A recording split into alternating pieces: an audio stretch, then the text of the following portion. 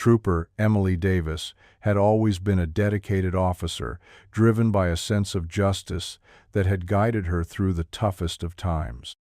It was 1995, and she was just 28 years old, the youngest on her shift. She had the energy of someone who believed in the importance of her work, but a quiet confidence that only came with experience. She had grown accustomed to the long, solitary hours of patrolling the remote stretches of highway in the dense, tangled forests of the Pacific Northwest. Her days were spent in complete silence, broken only by the occasional radio call or the hum of her patrol car as it sliced through the misty mornings.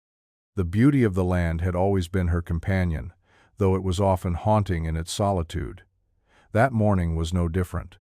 She checked in with dispatch, her voice calm and measured as she gave her location near the base of the mountains. The usual routine. She had just finished a report when her radio crackled to life with a routine check-in request. She responded, updating them on her position along the winding highway that bordered the national park. She'd driven this stretch countless times, memorizing every curve and every turn. Little did she know, it would be the last time. She pulled over at the designated checkpoint, the landscape stretching out in every direction, desolate and lonely, with only the rustle of the trees in the wind to keep her company. The area was isolated, a wilderness more vast and wild than the eyes could see. Towering peaks loomed in the distance, their jagged outlines sharp against the pale blue sky. Emily checked her mirrors, straightened her uniform, and let out a small sigh. The silence was calming, but there was something about that morning, something in the air that made the hairs on the back of her neck stand up. There was no obvious threat, nothing that would explain the sudden unease. But then, as she was about to leave, she heard something, a faint rustling in the woods nearby. Her heart skipped, a flash of caution racing through her. She grabbed her flashlight, her fingers tightening on the handle as she stepped out of the patrol car. The quiet rustling grew louder as she ventured into the trees.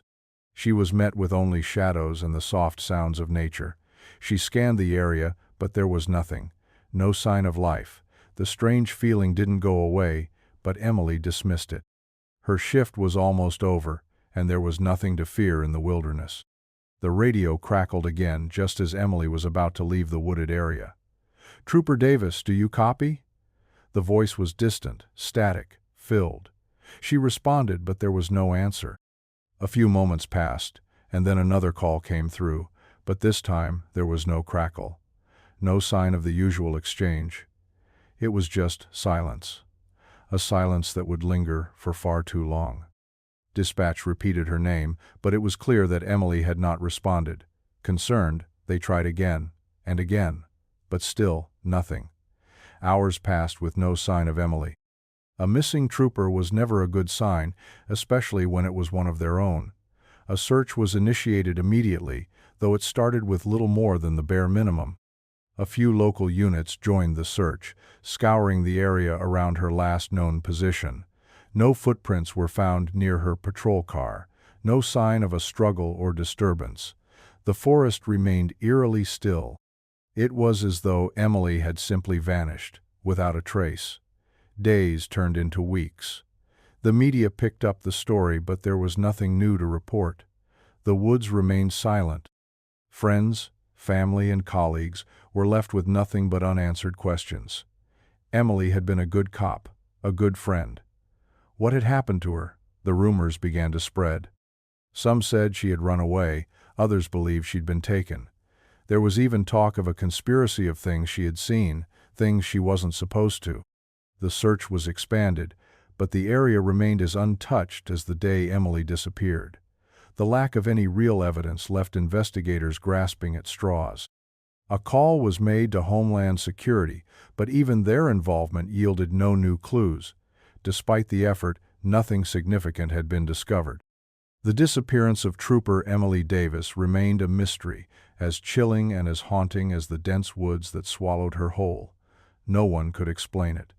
The silence had taken her, and no one knew why. The search for Trooper Emily Davis only deepened the mystery surrounding her disappearance. Her family, her friends, and her colleagues were left in a haze of confusion and grief, desperate for any answers. Emily's mother, Sarah, had flown in from Oregon immediately after hearing the news. Her face, usually full of warmth and laughter, now carried the weight of 1,000 unanswered questions. "She was a good girl," Sarah said, her voice cracking. "She wouldn't leave, not without telling me, not without a word." Emily's colleagues in the department echoed the same sentiments. Lieutenant Carl Jenkins, her commanding officer, spoke highly of her work ethic. "Emily was sharp, professional. She wouldn't have made a mistake. She was trained for these kinds of environments. She knew how to handle herself." Despite the praise, a heavy uncertainty hung in the air. Everyone knew she wouldn't have disappeared willingly. Yet, the absence of any substantial evidence left the case eerily open to speculation. Theories began to take root, some plausible, others far darker. Some of her colleagues suspected foul play and abduction by a dangerous criminal passing through the region. After all, the area was known for its sparse population and occasional encounters with criminals trying to escape the law. The possibility of a random kidnapping seemed likely, but there were no signs of forced entry or struggle near her patrol car. Another theory was that Emily had somehow been caught in a domestic dispute.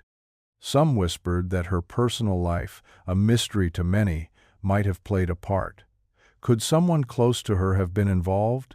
And then there were the darker theories. Some speculated she had uncovered something larger than a missing persons case. A conspiracy, perhaps, a government cover-up of something she had discovered during her patrols. The idea of her being silenced, targeted for her knowledge, lingered in hushed conversations. But these were only theories, whispers in the dark. There was no evidence to back any of them. Every lead, every clue, turned cold. Emily's disappearance seemed to grow more elusive with each passing day. Despite the best efforts of local law enforcement and volunteers, nothing concrete emerged. No footprints, no surveillance footage, nothing to explain the vanishing of a young, dedicated officer who had simply disappeared without a trace.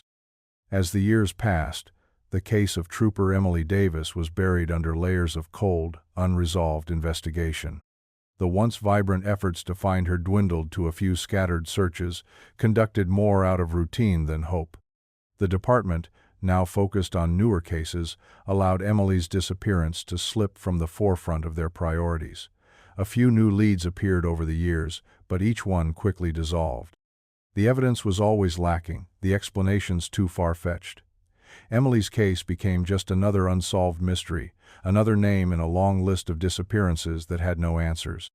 Her family, still holding on to the faintest glimmer of hope, continued their search in silence.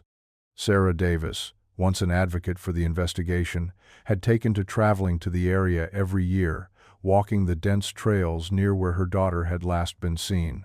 "Maybe she's still out there," Sarah would say, clinging to the idea that her daughter might somehow still be alive, waiting to come home. But as the years went by, even she started to feel the heavy weight of reality. The world had moved on. Emily's colleagues, who had once rallied behind the search, now carried the burden of their own careers, their own lives. Lieutenant Jenkins, now retired, often found himself staring out at the mountains where Emily had vanished, unable to shake the feeling that something deeper had been lost, something that went beyond just a missing trooper. The small town where Emily had worked continued to experience its own growing pains. With new faces taking charge, the case was pushed further into the background. The mystery of Emily's disappearance, once the subject of town gossip and media reports, became a whispered story, one that was revisited only on anniversaries when the community could afford to remember her. But for those who had known her best, the questions never went away. They haunted them in the quiet moments, in the places Emily had once frequented. Why had she vanished? What had happened to her in those desolate woods? Was there something, someone, that would ever bring her home? The case of Emily Davis had slipped into the shadows, and the search for answers remained as elusive as the woman who had disappeared without a trace. Years passed, and the cold case of Trooper Emily Davis grew colder with every ticking second. Her name, once a symbol of hope and mystery, had faded from public consciousness. For Emily's family, the silence was unbearable. Sarah Davis, Emily's mother, refused to give up the search. Every year she returned to the forest, retracing her daughter's last known steps, as if somehow, by sheer will, she might find a trace anything that could lead her back to Emily. The once close-knit community now seemed to move on without her. People went about their daily lives, and Emily's absence became just another tragedy that the town had learned to live with. But Sarah could never forget. The absence of closure was suffocating. Despite every effort, there were no answers. Emily's colleagues, too, tried to stay involved, but their professional lives and personal struggles slowly eroded the hope they once held. No one knew where to look next, and with no new evidence, they were left wandering in the dark. The years were filled with unanswered phone calls, each one a false lead or a dead-end tip. Maybe she's in another state, some would say. Maybe she ran away, others speculated. But nothing ever came from these suggestions. Every attempt at uncovering the truth felt like a cruel mirage, always close, but never reachable. The case was left to gather dust in a dimly lit filing cabinet, with the hope that one day a breakthrough would come. It never did. The family hired private investigators, but even their efforts yielded no new discoveries. They scoured the national databases, combed through missing person reports from other states, but nothing connected to Emily. Time was the enemy. The hope of closure seemed to dim with each passing year. For a decade, the case grew colder, until Emily Davis became a name without a face, a tragedy with no explanation. It wasn't until a decade after Emily Davis vanished that a sudden shift in the case occurred, done that no one could have predicted. Homeland Security, an agency once distant from such local matters, stepped in. Their interest was sparked not by Emily's case alone, but by a growing pattern of disappearances that seemed to have no clear connection yet shared certain eerily similar traits. Emily's case was now part of a much larger investigation into domestic threats groups, movements, and individuals operating under the radar of mainstream society. What had once been viewed as a tragic, isolated incident was now seen through the lens of national security. A pattern began to emerge. Over the years, several individuals, many of whom had been law enforcement officers or military personnel, had vanished under suspicious circumstances. Some cases had been dismissed as runaway incidents, others as the work of criminal abductions, but to Homeland Security it suggested something more. The agency had already been investigating domestic terrorism and secretive operations in the region, and Emily's disappearance now seemed to fit into a disturbing and growing pattern. The woods where she disappeared, the quiet roads she patrolled, were seen as ideal locations for covert activities, far from the prying eyes of major cities. The unsettling possibility began to form that Emily's vanishing might have been connected to something larger, an operation gone wrong, a secret exposed. Homeland Security began poring over old files, re-examining evidence from cases that had long been left unsolved. Emily's name was resurrected from the depths of the cold case files, no longer just a missing trooper, but a clue in a web of covert activities, both governmental and non-governmental. It was a chilling thought. What if Emily had stumbled upon something she wasn't supposed to know? What if, in the pursuit of justice, she had uncovered secrets too dangerous for anyone to reveal? The possibility that she had become a target by someone in power began to grow. Homeland Security's involvement piqued new interest in the case, breathing life into a decade-old mystery.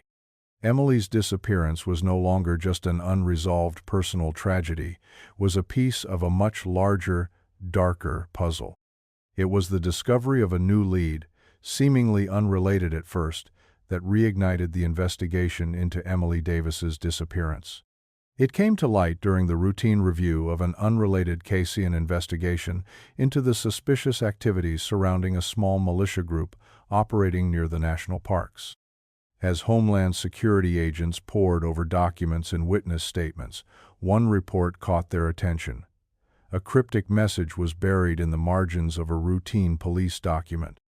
It was a note from a local officer detailing a strange encounter in the weeks prior to Emily's disappearance. The officer had witnessed a group of individuals in the forest near the area Emily had last been seen, engaging in what appeared to be some form of covert operation. The officer had been concerned but had not pressed the issue, as no clear illegal activity had been detected. Yet, the timing of the encounter was unsettling. Homeland Security re-examined this lead with fresh eyes.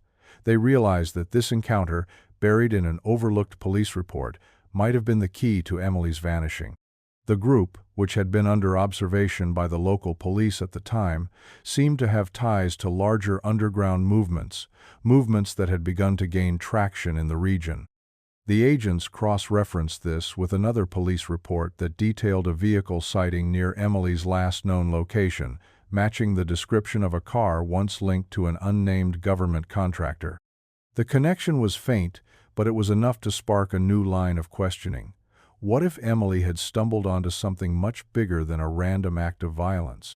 What if her disappearance wasn't a mistake but rather the result of her uncovering something dangerous? As Homeland Security sifted through the new evidence, they unearthed something even more disturbing: a series of secretive communications tied to the same location where Emily vanished. Someone had been watching her. And it was no coincidence. The new lead opened up an unexpected network of connections, weaving together the disparate threads of unsolved cases that had been ignored or dismissed for years. Emily Davis was no longer just a tragic victim. Her disappearance was now a part of something larger, a disturbing web of missing police officers, government agents, and civilians. As Homeland Security dug deeper, it became clear that there was a recurring pattern. In the years preceding and following Emily's disappearance, several law enforcement officers and government agents had disappeared under equally strange and unexplained circumstances. These were not ordinary disappearances. There were no ransom demands, no demands for information, no clear motive. In each case, the individuals had simply vanished, leaving behind no trace, no sign of struggle, just an eerie silence. This was a pattern that suggested something far darker at work, something organized and deliberate. The connections between these disappearances pointed to a hidden network, one that operated under the radar, pulling strings in the background of official investigations. Emily had unknowingly become entangled in a pawn in a larger conspiracy. Homeland Security soon found that these disappearances were not random. There was a coordinated effort to remove individuals who might have uncovered too much: officers, agents, and whistleblowers who had the potential to expose something that was meant to stay hidden. The theory began to form that these disappearances were no mere coincidences. They were part of a far-reaching conspiracy. These government figures had been removed from the scene in order to protect something much larger than anyone could have imagined. Early investigations hinted at a shadow organization, one with the resources to influence law enforcement and cover up its actions. But every attempt to uncover the full scope of the conspiracy was met with walls of secrecy. Official investigations into the disappearances were stymied by red tape and bureaucratic maneuvering, and those who pushed too hard or asked the wrong questions found themselves on the periphery of an even greater mystery. What had Emily Davis uncovered before she vanished? What was she about to reveal? The search for answers had just begun, but each step forward only seemed to lead to more questions. The network of unsolved cases was not just a series of isolated incidents, it was a deliberate effort to silence those who might have threatened the status quo. Emily was no longer just a missing trooper, she was a key figure in a much larger and darker story. It was a decade after Emily Davis vanished when Homeland Security finally gained access to a set of secretive government files that had been tucked away, untouched for years. These documents, once classified, had been hidden in plain sight, stored in a vault of legal red tape and buried beneath bureaucratic indifference.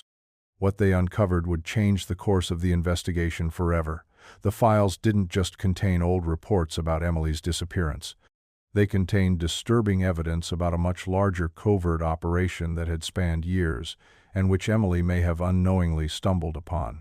The documents referenced a series of shadowy organizations, both domestic and international, that had been operating just beneath the surface of everyday law enforcement. These agencies were not officially recognized, their activities cloaked in secrecy, their connections hidden from the public eye. The more Homeland Security agents sifted through the files, the clearer it became that Emily's case was part of a pattern of strange disappearances and unexplained deaths, each one involving individuals who had knowledge of, or connections to, a vast underground network of whistleblowers. The deeper they went, the more they found. Private communications between high-ranking officials, mentions of cleanup operations, and cryptic references to individuals who had been silenced. Emily was no anomaly, was a part of something far more complex. But what was truly chilling was the role of local law enforcement. Some of the documents detailed reports that had been conveniently overlooked or even deliberately ignored by the very people meant to protect her. Emily had been actively investigating a possible connection between local officials and the underground network when she disappeared. There were references in the files to her suspicions and growing unease about the involvement of some members of the department in the strange cases she had been investigating. It was as though Emily had been walking a fine line between uncovering the truth and being caught in the web herself. The team's findings pointed to a disturbing possibility. Local police may have known more than they let on. There were whispers of corruption and collaboration with a network of people operating far beyond the law.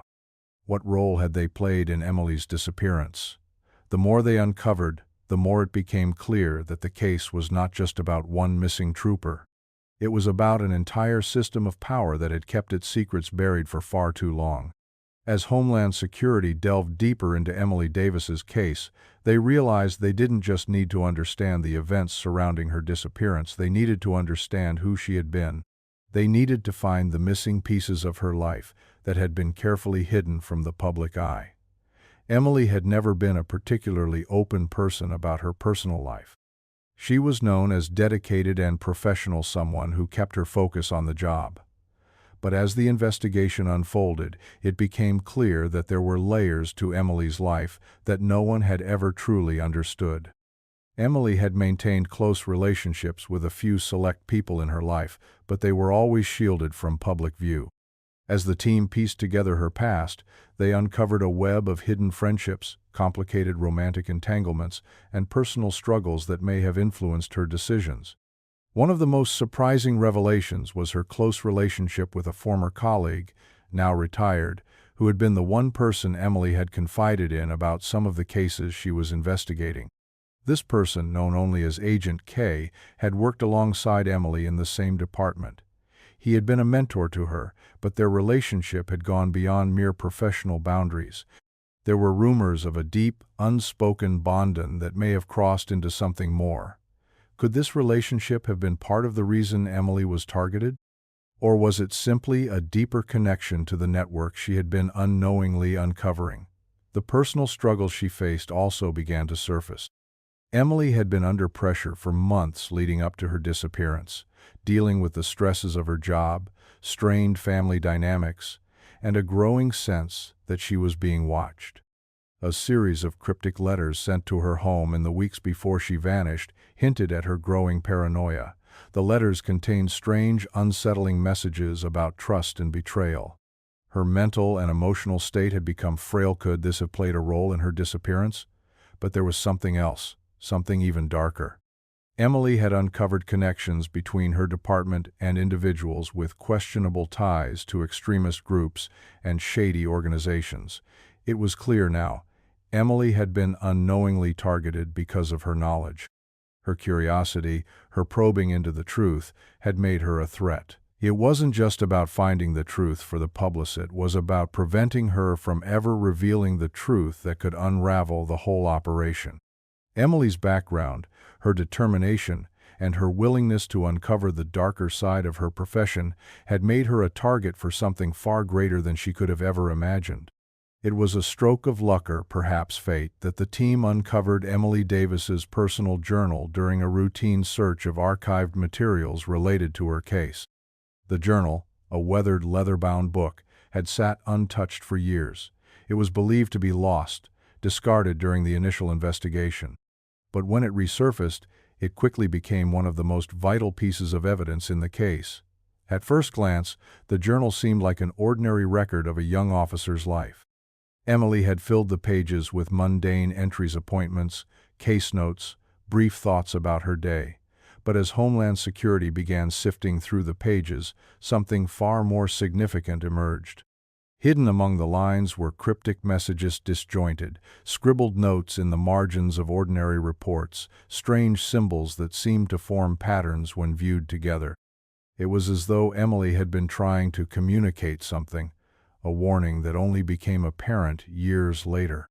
The team's analysts quickly recognized that some of the symbols in the journal were consistent with a coding system used by covert government operations. This wasn't just the ramblings of an anxious officer, it was evidence of a deeper understanding. Emily had been piecing together something far darker. She had noted the strange behavior of her colleagues, had observed patterns of surveillance and tracking that didn't add up, and had started to connect dots between high-level government operations and the seemingly unrelated disappearances that had plagued the area. But there was one entry that stood out. "They're watching. I don't know how much longer I can keep quiet. If something happens to me, look here, look where they've been. It's not just us anymore." The message was chilling, especially given that it was written just weeks before Emily vanished. The cryptic note indicated that Emily had known she was being watched, that she had somehow stumbled onto a conspiracy far greater than any of them had imagined. Homeland Security's encryption team went to work, trying to decode the hidden messages, but the complexity of the system made it impossible to crack immediately. Still, the journal painted a terrifying picture. Emily had been on the verge of exposing a government conspiracy, and the people who were involved knew she was close. The deeper Homeland Security dug into Emily's journal, the clearer it became that her disappearance was not an isolated event, but part of a much larger scheme involving corruption at the highest levels. Emily had, unknowingly, stumbled into a covert operation that spanned across multiple government agencies and operations centered on surveillance, tracking, and the silencing of those who threatened to expose its existence. The investigation into Emily's case soon revealed troubling connections between her department and several classified surveillance programs. These programs, initially thought to be part of standard law enforcement operations, were in fact linked to a larger, secretive government initiative. The scale of the operation was staggering. It involved a network of high-level agents who were tasked with tracking and monitoring individuals, not for national security purposes, but for reasons that seemed far more sinister.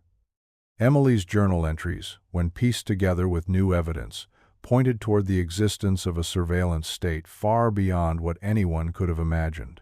The operation wasn't just focused on criminals, it was about tracking those who were getting too close to exposing government secrets, and Emily, in her pursuit of justice, had unknowingly become one of those targets.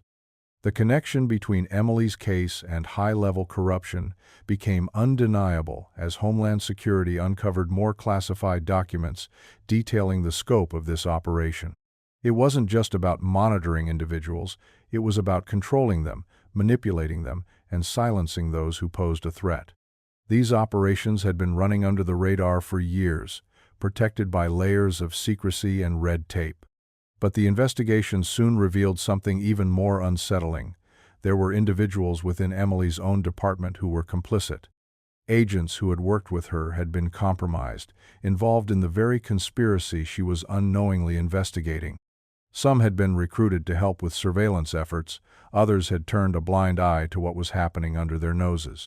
The deeper the investigation went, the clearer it became that Emily's disappearance was not just an act of violence, it was a calculated move to stop someone who had gotten too close to the truth. A pattern began to form.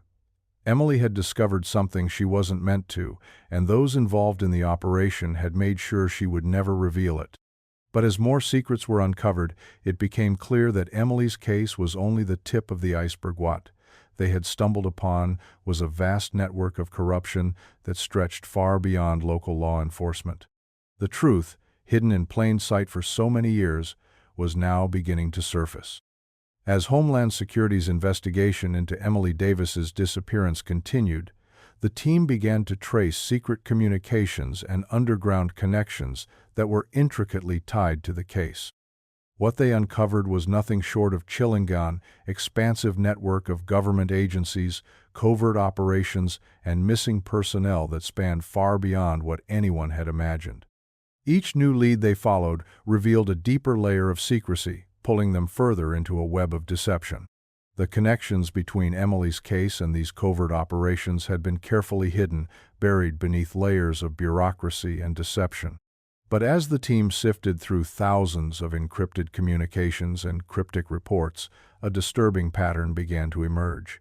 Emily had unknowingly stumbled upon something far larger than she had ever suspected. Her investigation into the mysterious disappearances had intersected with a highly classified operation known as Project Sentinel. This project, which had been operating in the shadows for years, was designed to track and monitor individuals deemed to be a threat to national security. The program wasn't focused solely on criminals or foreign adversaries. It had been designed to monitor anyone who might uncover sensitive information, including government officials, journalists, and even law enforcement officers like Emily herself. The more the team uncovered, the more it became apparent that Emily's interest in the disappearances was seen as a threat by those who ran Project Sentinel. She had unknowingly come too close to exposing a secret network of surveillance that stretched far beyond anything the public had been told. As the team continued to analyze intercepted communications, they found evidence that linked high-ranking officials within the government to Project Sentinel.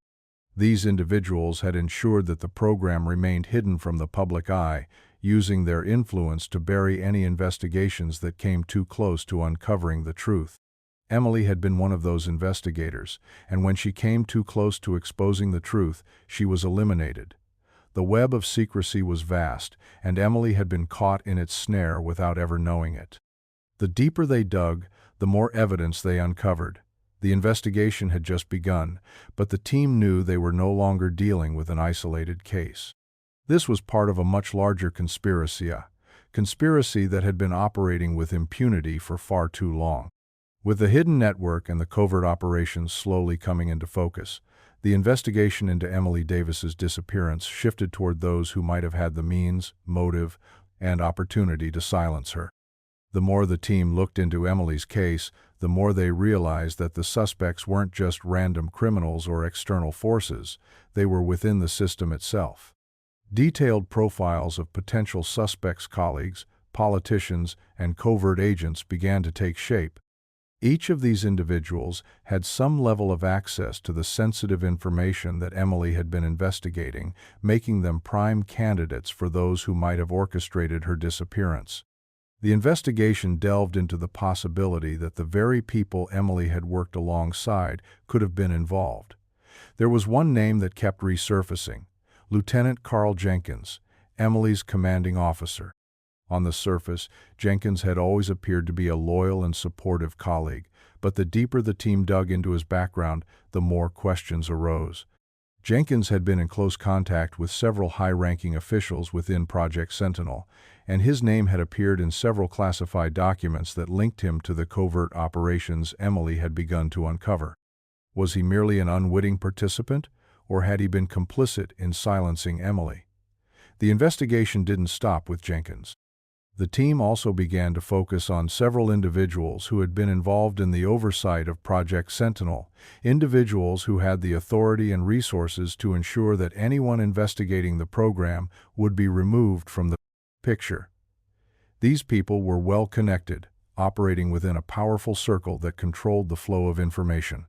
But the most disturbing possibility was the role of secret societies or shadowy groups that may have had a hand in the operation.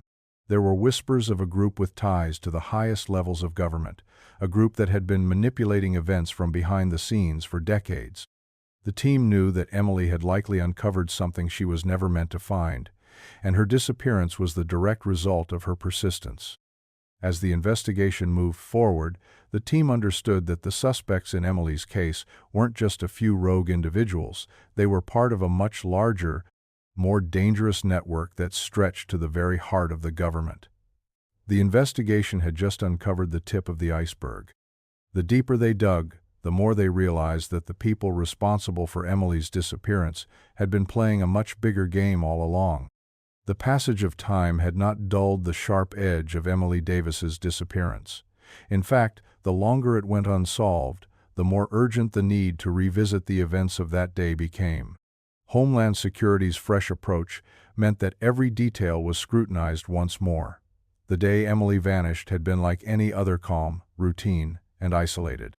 She had been patrolling the dense forests of the Pacific Northwest, a place she knew intimately. Her check-ins had been punctual, her communications brief but professional. There was nothing out of the ordinary, nothing to suggest that her disappearance was anything but a random event. But the new investigation cast doubt on that. With the latest tools and technologies, the team was able to access old surveillance footage that had been long overlooked. Using advanced facial recognition software, they uncovered a small, seemingly insignificant detail, a vehicle that had passed Emily's patrol car just hours before her disappearance. The car was unremarkable, blending into the scenery, but a closer inspection revealed a pattern of travel that pointed back to the secretive government operations Emily had unknowingly begun to unravel. The original investigators had missed this, brushing it off as inconclusive. But now, with new technologies at their disposal, the vehicle's movements were analyzed, revealing that it had been circling the area for hours. Was this a coincidence, or had Emily been watched? As Homeland Security pored over the evidence, they uncovered new forensic material, a set of fingerprints found on the door handle of Emily's patrol car that had never been identified. They matched a name that had long been buried in classified files. It was a name connected to a covert agency, someone with the knowledge and resources to manipulate the investigation from the inside. This forensic discovery changed everything. What had seemed like an isolated incident and unfortunate event, a momentary lapse in judgment, was now being revealed as part of a much larger plan. Emily's disappearance was no longer a random event. It was carefully orchestrated, and as the team pieced together these new clues, it became clear that Emily had known she was being watched long before she vanished. The deeper they dug, the more the pieces of the puzzle began to fit. It was a break in the case that no one had anticipated, a single forgotten piece of evidence that had been left to gather dust. Emily's old phone records surfaced unexpectedly during a routine audit of communications data, buried beneath decades of outdated case files. At first, the records seemed insignificant. Routine calls to dispatch, a few personal conversations with family. But then, something strange appeared. A series of unexplainable calls, all made just days before Emily's disappearance. The calls were short, the numbers untraceable, and there was no clear pattern. But the timing was too precise to ignore. One of the calls, made just hours before Emily last checked in, was to a number that had been scrubbed from all known records. The number, though never officially documented, led to a voicemail message that had been left on Emily's phone. The voice on the other end was distorted, garbled by static, but there was no mistaking the urgency in it. "They know," the voice said, barely above a whisper. "Get out. It's too late to turn back. They'll make sure you don't speak." The message was chilling. Who had left it, and why? The call was traced back to a burner phone that had been discarded days later, but it wasn't just the call that held the key, it was the voice. Homeland Security's voice recognition software was able to compare the audio sample to known databases. The result was unsettling. The voice matched someone Emily had known, someone connected to the very conspiracy she had been investigating. The call had been a warning, but who had it been meant for? And why had Emily ignored it? The message seemed to be a final attempt to stop her from exposing the truth. The discovery sent shockwaves through the investigation, confirming what many had feared. Emily had been aware of the danger she was in. She had been warned, but why hadn't she acted on it? Was it possible she had been so close to uncovering something that those involved had made sure she would never speak? The voicemail and the calls raised new questions that only deepened the mystery of Emily Davis's disappearance. The more they learned, the clearer it became that Emily's investigation had put her in the crosshairs of a far-reaching conspiracy that would stop at nothing to silence her. The release of classified documents tied to Emily Davis's case was a watershed moment for the investigation. These files, previously hidden under layers of red tape, were finally made available for review thanks to new regulations allowing access to files that had long been kept under lock and key. What they uncovered was more than just paperwork. It was the heart of a dark government program that had been operating under the radar for years.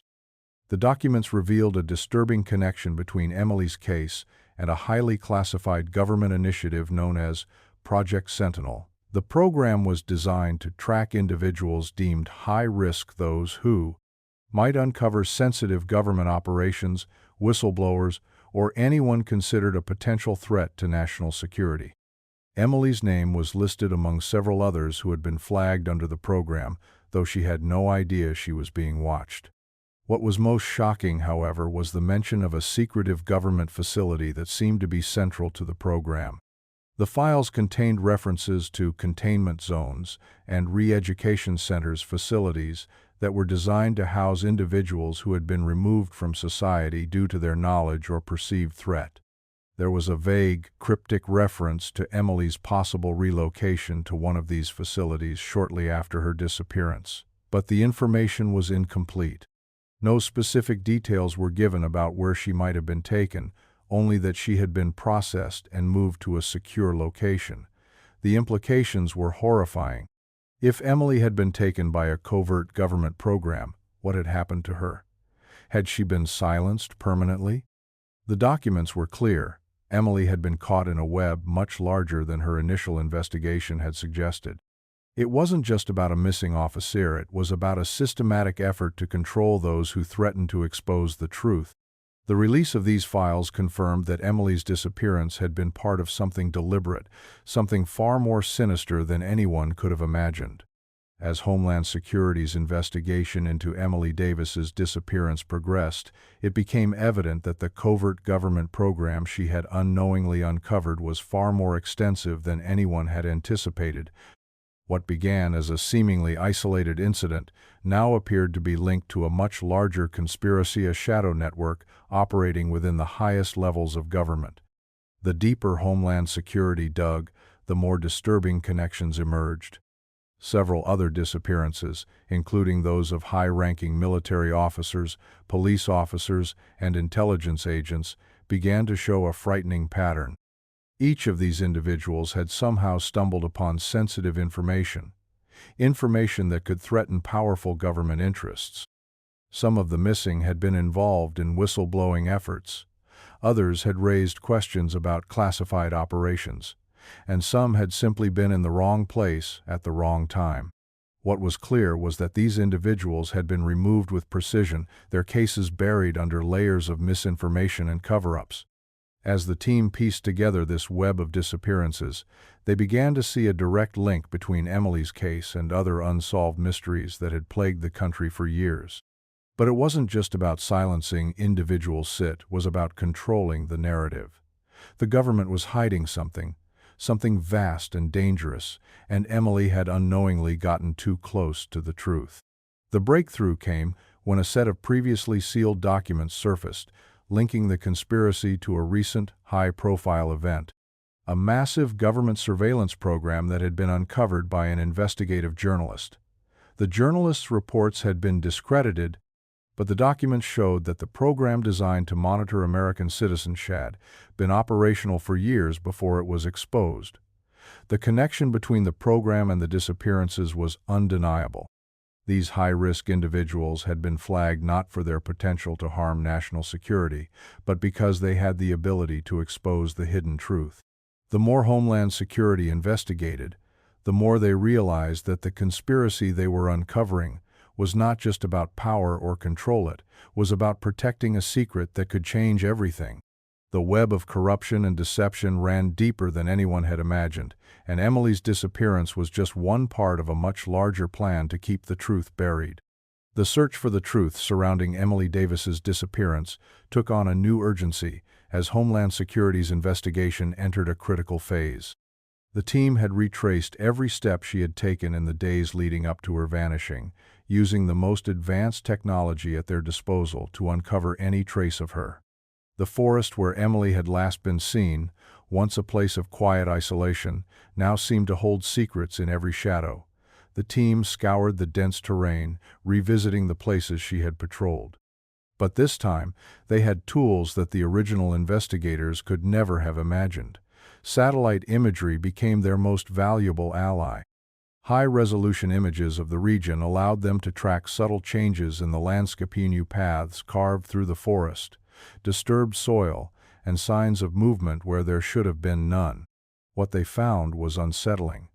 There were faint traces of vehicles, likely government-issued, making their way deep into the isolated areas that Emily had patrolled. It was as if someone had been following her, watching her every move, long before she disappeared. The images also revealed unusual disturbances around the area where Emily's patrol car had been parked, a trail leading off the beaten path that had been overlooked in earlier searches. The trail led to a previously undiscovered, heavily wooded area, one that was almost impossible to access without specialized equipment. The possibility that Emily had been taken here, or perhaps had stumbled upon something hidden, became more and more plausible. With each new lead, the team uncovered layers of complexity. The operations, the surveillance, the involvement of multiple government agencies, it was all coming into focus, but not in the way they had hoped. The deeper they dug, the more they realized that the forces involved in Emily's disappearance were far beyond local law enforcement. These were national, covert operations, some of which had been operating with the sole purpose of eliminating threats to the government's secrets. Emily had unknowingly found herself caught in this web, and now, as the search for answers intensified, it became clear the truth was closer than they had ever thought. While the investigation into Emily's disappearance unfolded, her family was left to face the painful reality that they had been kept in the dark for far too long. Sarah Davis, Emily's mother, had always believed that her daughter had simply gotten lost in the wilderness, a tragic but understandable mistake. But as the layers of the investigation peeled back, Sarah began to uncover a series of disturbing details about Emily's life, details that she had never been privy to. The first of these revelations came when Sarah received a box of Emily's personal effects, items that had been returned to her family after the initial investigation. Among the items was a series of old journals and documents, many of which Emily had kept hidden from even her closest family members. One journal entry stood out. In it, Emily had written about a series of late-night phone calls she had received in the months leading up to her disappearance. The calls were from an unknown source, and their content had rattled her deeply. "They're watching me," one entry read. "I'm getting too close. I can feel it." The message was clear. Emily had known that something was amiss long before she disappeared. But what was even more shocking was the realization that Emily had been involved in something much larger than anyone had imagined.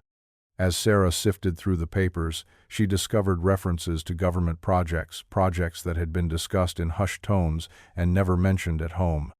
Emily had known about these covert operations, and it was possible that she had even been part of something that put her directly in harm's way.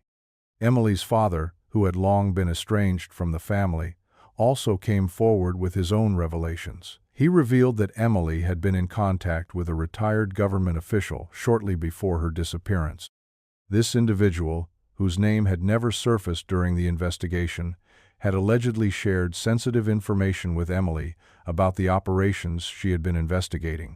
It was unclear whether Emily had been intended to be a part of these operations or if she had been targeted simply because she had begun to uncover them. As the family pieced together these fragments of Emily's life, the reality began to sink in. Emily had been living under the shadow of a secret world that they had never known. The officials who had overseen the investigation had never told them the full truth.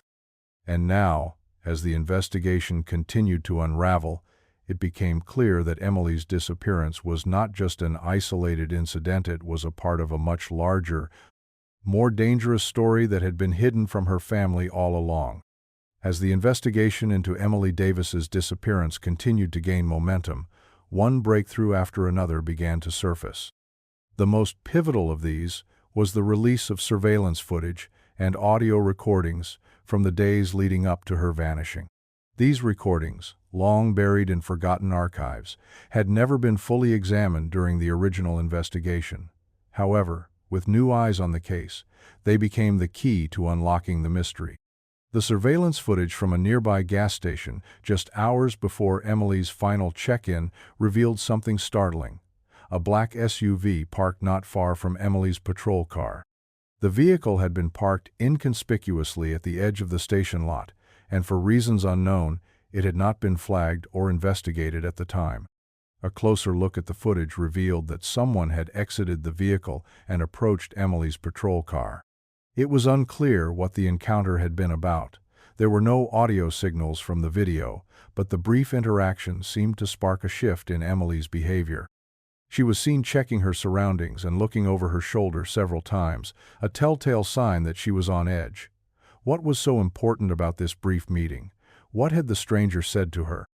The true significance of the encounter became clear only after examining the audio recordings from Emily's radio, which had also been long neglected. The recordings, transcribed by Homeland security agents, revealed a cryptic exchange with a voice she had not recognized. "Stay out of this," the voice had warned. "You're getting too close." The tone was low, almost threatening, and there was no doubt in Emily's voice that she had understood the seriousness of the message. This was the last communication she had made before her disappearance, and the chilling words haunted the investigators. The breakthrough, however, came from an overlooked piece of evidence, a torn piece of paper found inside Emily's glove compartment, which had not been catalogued initially. The paper contained a list of names that had been tied to other missing persons cases. These individuals were not just random victims, they were people who had also been involved in uncovering government secrets. It seemed that Emily's investigation into the disappearances was not an isolated event. She had been connected to a broader network of individuals who had unknowingly crossed paths with powerful forces determined to silence them. With this discovery, the team was now certain. Emily had been targeted for what she knew, and the dark forces behind her disappearance were far more calculated than they had ever imagined. The team's investigation had come a long way, but there was still one vital piece left: the place where it all began. Armed with new information and evidence, Homeland Security returned to the site where Emily Davis had last been seen. The dense forest, which had once seemed like a peaceful, isolated landscape, now felt like the setting of a long-forgotten nightmare. As the team retraced her final steps, each member was acutely aware that the answers they sought lay somewhere in the wilderness, surrounding her patrol car's last known location. The forest, with its dense canopy and winding trails, held secrets in every corner. The team scoured the area for any physical evidence, anything that might have been missed in the initial investigation. What they discovered was both perplexing and chilling. Deep in the underbrush, just off the main trail, they found a strange object partially buried in the dirt, a small metallic box, rusted and weathered by the years. It was no bigger than a shoebox, but its significance was immediately apparent. Inside, there were several items that were both out of place and deeply unsettling. A series of photographs, each showing different individuals, were carefully placed inside the box. They were all people who had been reported missing. Some were cases from the local area, others from further afield. Each of the faces had been marked with a red X, as though someone had been tracking them. But there was more. Beneath the photos, the team found a series of handwritten notes detailing names, dates, and locations, all connected to a string of disappearances that spanned across the nation. The writing was shaky and disjointed, but it was clear that someone had been keeping track of these individuals, keeping track of those who were close to exposing something dark. The box had been hidden in plain sight, buried just outside the area where Emily had been patrolling. But why? Was Emily involved in something larger than just investigating the disappearances? Had she unknowingly discovered a secret network of missing persons, all connected to a hidden conspiracy? The discovery of the box connected Emily's case to something far more sinister. It wasn't just about her disappearance, it was about a pattern, a series of disappearances that were meant to stay hidden, and now Emily had become a part of that very pattern. The box was the key to understanding the deeper conspiracy at play, and as the team examined it further, the connections began to surface. This was no longer just an investigation into a single missing person, it was the unraveling of a much larger, more dangerous story. As the investigation into Emily Davis's disappearance continued to unfold, a mysterious figure emerged, someone who had been quietly observing the case from the sidelines for years. This individual had never been noticed during the original investigation, and their presence in the shadows had remained largely unknown. But as Homeland Security's efforts deepened, this enigmatic person seemed to know far more than they should. It started with an anonymous tip that arrived at Homeland Security's office one late evening, an encrypted email containing only a brief message: "You're looking in the wrong places. Follow the pattern." The message included an attached filia set of photographs taken from locations surrounding Emily's last known position. These weren't just random pictures. They were carefully taken, showing angles of the forest and the roads that led into it, with specific areas marked in red. But the most shocking part was the timestamp on the photos. They were taken shortly after Emily's disappearance, yet the photographer's identity remained a mystery. The team reviewed the images and began to feel a sense of unease. Whoever had been behind the camera had been carefully monitoring the investigation from the beginning, remaining out of sight. It was clear that this person had intimate knowledge of the case, but they had kept their distance, allowing the investigation to play out as it had. The person seemed to have anticipated every move made by the authorities, staying just one step ahead, never leaving a trail. Homeland Security's analysts started to search for patterns in the file. The encrypted messages, combined with the photographs, revealed a chilling truth. The silent witness had been watching the investigation unfold for years, quietly tracking the progress of the case without ever stepping forward. After consulting with experts, they were able to trace the anonymous tip back to a secure server that had been used for years to relay hidden communications. It was then that they realized the person behind the messages was far more than just a passive observer. They were an active participant in something much larger. It was time to bring this figure into the investigation. The decision was not easy. The mystery of this person had been a puzzle for so long that the idea of confronting them felt like a gamble. But one thing was certain: they knew something that could change everything. As the investigation progressed, a devastating revelation came to light that shook the very foundation of the case and left those closest to Emily stunned. The betrayal that had been lurking in the shadows of the investigation was finally exposed. It was not an external threat that had led to Emily's disappearance, but someone she had trusted, someone within her own circle. The discovery came when Homeland Security obtained additional files documents that had been previously overlooked in the rush of early investigations. These files contained a series of messages between Emily and an unnamed individual within the department. At first, they seemed innocuous, casual work-related conversations, updates about ongoing cases. But as the investigation team combed through the messages, something far more disturbing surfaced.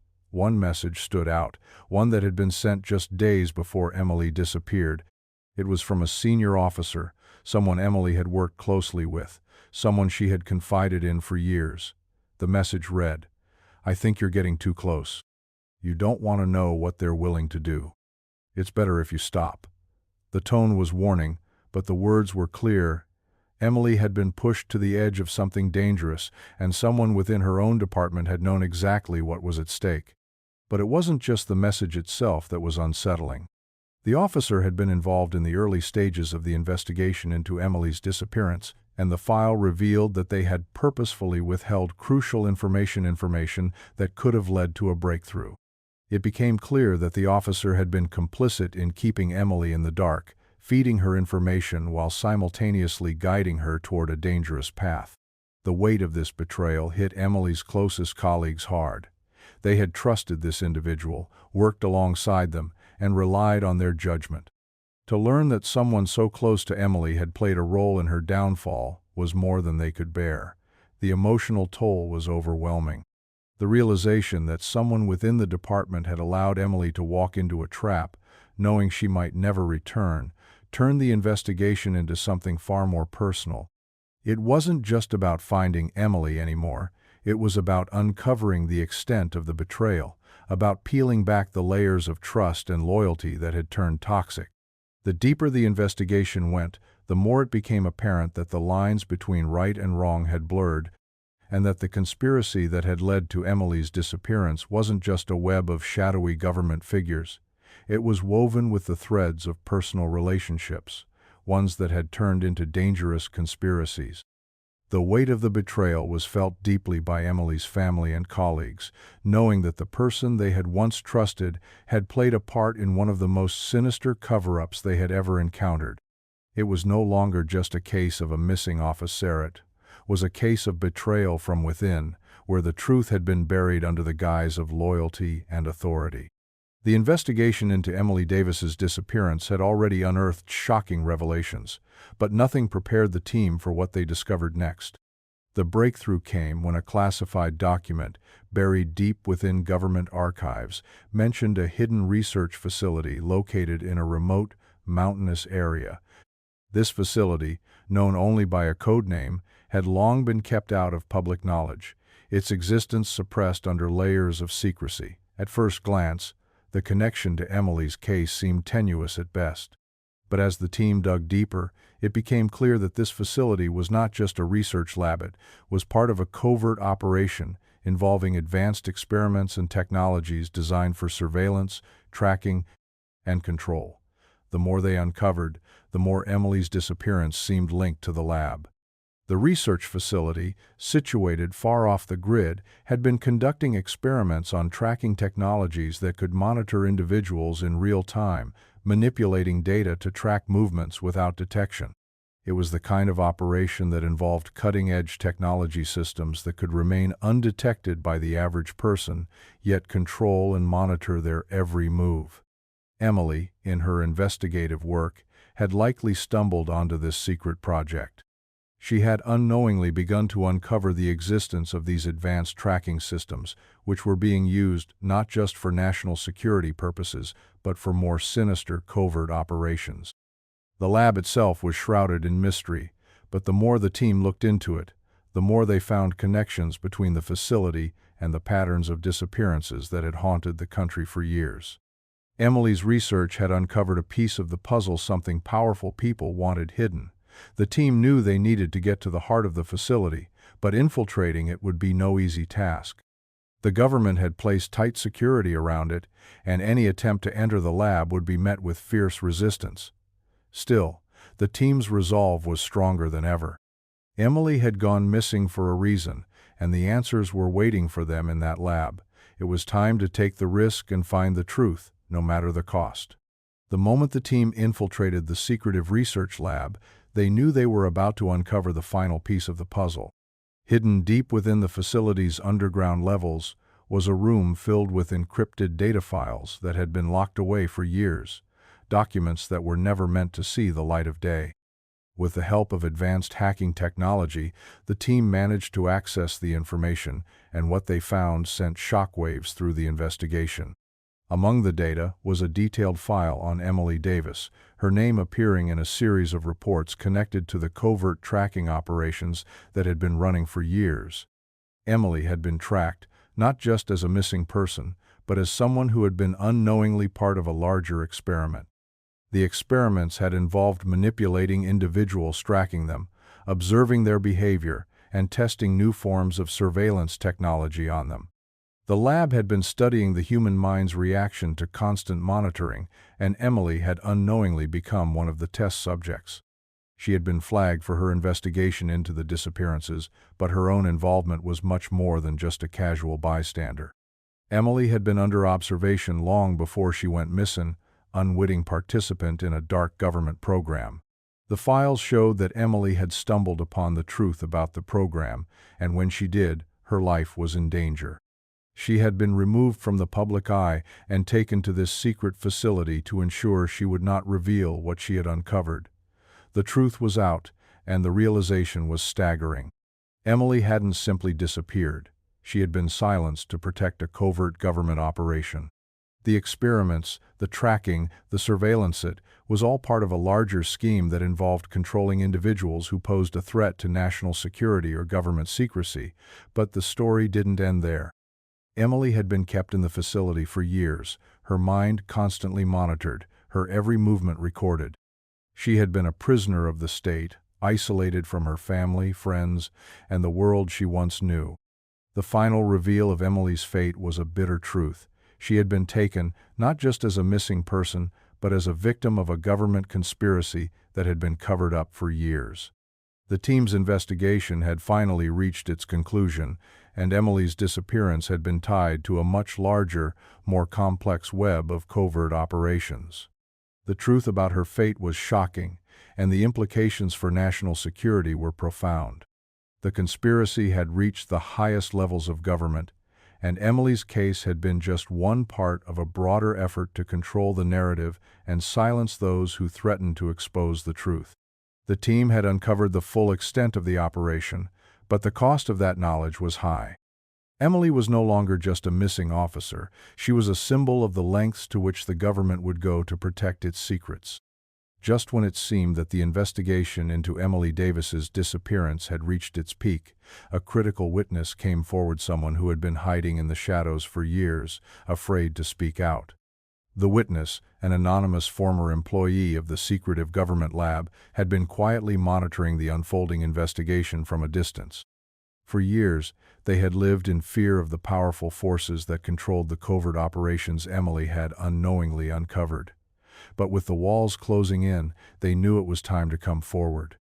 The witness revealed, in a voice that trembled with the weight of truth, that Emily had been taken because of what she had discovered during her investigations. She had come dangerously close to exposing a covert program designed to track and control individuals who posed a threat to national security. The program, codenamed Sentinel, had been operating in secrecy for years, employing advanced surveillance and mind control technologies to monitor and manipulate high-risk targets. Emily, in her search for answers about other disappearances, had unwittingly crossed paths with the program. She had uncovered evidence that implicated high-ranking government officials in the manipulation of the tracking system. The whistleblower explained how Emily had been flagged by the program after raising questions about the program's activities. The government had feared that Emily would expose the entire operation, and thus, she was removed from the picture elsewhere, hidden away in the very facility where these experiments were being conducted. The witness, who had witnessed Emily's final moments in the lab, described how she had been kept in a small, isolated room, monitored at all times. Her every move had been recorded, her mind continuously observed. But Emily, despite the constant surveillance, had never backed down. She had fought to the end, seeking to expose the truth that had been buried for so long. It was this relentless pursuit of the truth that had sealed her fate. As the witness finished their confession, the full extent of the conspiracy was laid bare. The covert operation, the cover-up, the manipulation of truth, it all revolved around one person, Emily. She had unknowingly become the key to unraveling a web of lies and corruption at the highest levels of government. The confession had blown the case wide open, and the pieces of the puzzle finally began to fall into place. The team knew that the next step would be dangerous, too dangerous to proceed without caution. The agents responsible for Emily's disappearance were not mere low-level operatives.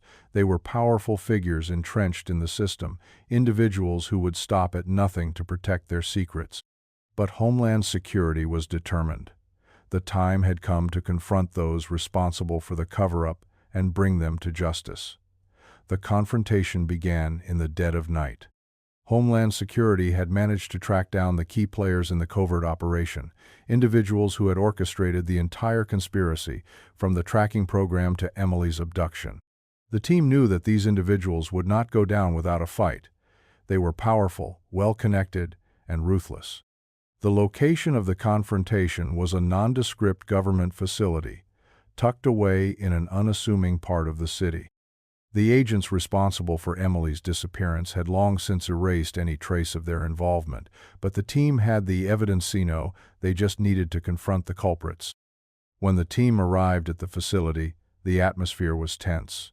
The agents responsible were already aware of the investigation, and they had prepared for the possibility of exposure. The Homeland Security team entered the building, their steps measured, their nerves taut. It was clear that this would not be an ordinary standoff, it was a battle for the truth, and those in power were ready to fight for their secrets. The confrontation began with a terse exchange of words, but soon escalated into a tense standoff. The culprits, surrounded by armed security, had nowhere to run. They were trapped, the walls closing in on them. The agents responsible for Emily's disappearance, once so sure of their position, now stood with nowhere to hide. The truth had been laid bare, and they could no longer deny their involvement. As the standoff wore on, the Homeland Security team faced the moral dilemma of how far they would go to ensure that justice was served. Should they simply arrest the individuals and bring them to trial, or should they expose everything, risking the exposure of more covert government programs in the process? The decision was a weighty one, but in the end, it became clear that the culprits would be brought to justice. The team, knowing the full scope of the conspiracy, chose to expose the truth in its entirety. The world needed to know what had happened to Emily Davis. With the agents in custody, the final stage of the investigation was complete. The truth had been revealed, the conspiracy unraveled, and those responsible for Emily's disappearance would finally face the consequences of their actions. The weight of the cover-up was lifted, and the darkness that had loomed over the case for so many years was finally brought to light. But the cost had been high. The team had uncovered the truth, but they knew that the story was far from over.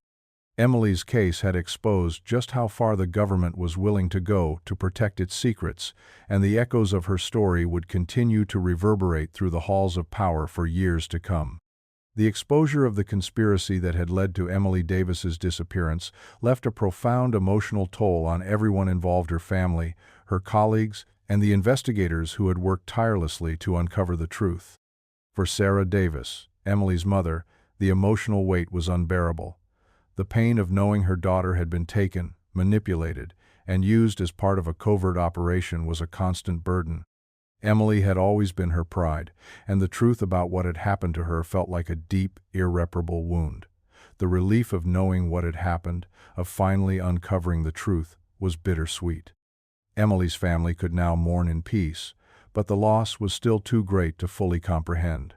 Colleagues who had worked with Emily during her time as a state trooper were equally affected. Many had been in denial for years, holding on to the hope that Emily would be found alive. Now, with the full story revealed, they were forced to reckon with the ugly reality of how deeply corruption and secrecy ran within their own ranks. The emotional scars were visible: grief, guilt, and anger. Emily's closest friends in the department couldn't help but ask themselves how they had missed the signs. How had they allowed such a powerful conspiracy to unfold right under their noses? The investigators, too, found themselves grappling with the personal toll of the case. They had uncovered a vast, far-reaching web of deception, but they couldn't shake the weight of the lives that had been destroyed along the way. Emily's life, her family's life, and countless others who had been caught in the crossfire of a government system that valued secrecy over truth. As the dust began to settle, the case became a national story. The implications of the government's actions were staggering. The public was outraged at the extent of the cover-up, and questions about the true nature of government surveillance programs dominated the media. Whistleblowers from within the government came forward, sharing stories of abuse, manipulation, and control that had remained hidden for far too long. The revelations sparked a wave of public outcry, and people began to demand change. The system that had allowed Emily's disappearance and the many others like her was no longer able to operate in the shadows. The exposure of the conspiracy forced a deep, systemic change. The legal proceedings that followed were swift, though no less consequential. The agents and government officials responsible for Emily's disappearance were arrested, their roles in the conspiracy exposed to the public. The investigation had led to a cascade of arrests, from low-ranking operatives in the lab to high-ranking government officials who had orchestrated the operation from behind the scenes. For Emily's family, the legal actions provided a small measure of justice, but the pain of their loss would never be fully erased. Emily's case had set a precedent that forced the government to rethink its covert operations. The once shadowy surveillance programs were dismantled, and new laws were passed to ensure transparency and accountability in government actions. The public outcry following the revelations led to sweeping reforms, including stricter oversight of intelligence agencies and a renewed focus on protecting citizens' rights. The government's reliance on secretive, unchecked operations had come to an end, and new regulations were introduced to prevent such abuse from ever happening again. But the final resolution of Emily's case wasn't just about legal actions or government reforms, it was about her legacy. Emily's name, once synonymous with a cold case, had become a symbol of resistance against government overreach. Her unwavering pursuit of the truth, even in the face of overwhelming odds, had exposed the corruption that ran deep within the system. Her disappearance had sparked a nationwide conversation about surveillance, privacy, and accountability, changing the course of government operations forever. The investigation concluded with Emily's family standing together, finally able to honor her memory. The emotional and political fallout would continue to ripple through the fabric of the nation for years to come. Emily had not only exposed a dangerous conspiracy, she had ignited a movement for change.